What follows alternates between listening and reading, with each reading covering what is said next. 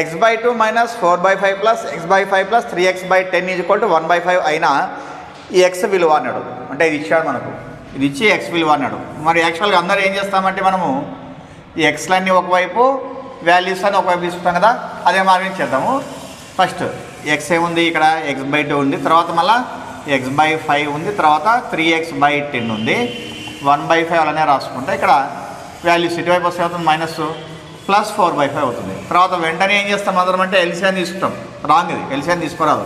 Easiest method ఎలా అంటే highest denominator చూడాలి మనం. ఏముంది హైయెస్ట్ డినామినేటర్, ఇక్కడ 10 ఉంది హైయెస్ట్ డినామినేటర్. ఈ 10కి ఈక్వల్గానే ఇవి కూడా రాసుకోవాలంటే ఇవి కూడా ఎట్లా 10 వచ్చేటట్టు రాసుకోవాలి. ఇది 10 వచ్చేటట్టు రాసుకోవాలంటే ఇది x/2 ఉంది.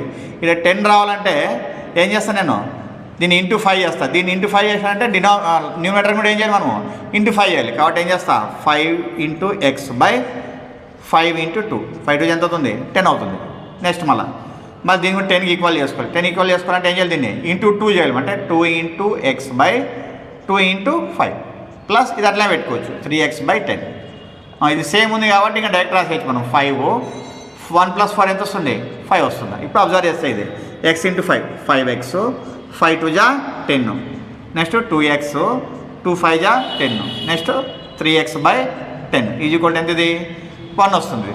5 1 = 5 1 క్యాన్సిల్ చేసినామంటే ఇప్పుడు అన్ని 10 ఉన్నాయి కాబట్టి డైరెక్ట్ ప్లస్ చేయొచ్చు మనం. 5x + 2x ఎంత, 7x, 7x + 3x ఎంత, 10x/10 is equal to 1. 10 10 cancel అవుతే x ఈజ్ ఈక్వల్ ఎంత వస్తుంది, 1 వస్తుంది. సో ఇచ్చిన ఆప్షన్ లేదంటే third option is the right answer అనమాట. మీరు పొరపాటున కూడా ఎల్సిఎం తీసుకొని చేసినారంటే లెంత్గా వచ్చేస్తుంది అనమాట.